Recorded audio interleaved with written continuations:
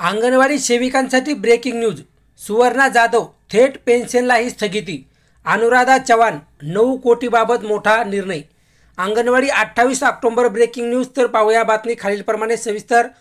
तत्पूर्वी जर का तुम्ही चॅनलवर नवीन असाल तर चॅनलला लाईक करा, सबस्क्राईब करा आणि समोर बेल आयकॉन क्लिक करा। नंतर तुम्हाला असेच नवनवीन व्हिडिओ पाहायला मिळतील। अंगणवाडी घोटाळ्याची चौकशी रखडली। छत्रपती संभाजीनगरमध्ये अंगणवाडीतील 9 कोटी घोटाळ्याची चौकशी 1.5 महिन्यापासून रखडली आहे।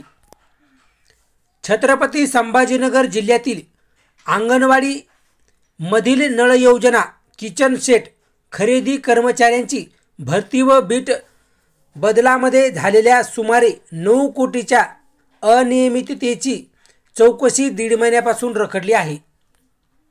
छत्रपती संभाजीनगर जिल्ह्यातील अंगणवाडी प्रकरण, अंगणवाडीतील 9 कोटीच्या घोटाळ्याची चौकशी रखडली।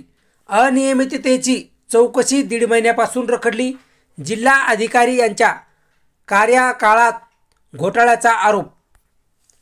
छत्रपती संभाजीनगर जिल्ह्यातील अंगणवाड्यामधील नळ योजना, किचन सेट खरेदी कर्मचाऱ्यांची भरती व बीट बदलामध्ये झालेल्या सुमारे 9 कोटीच्या अनियमिततेची चौकशी 1.5 महिन्यापासून रखडली आहे।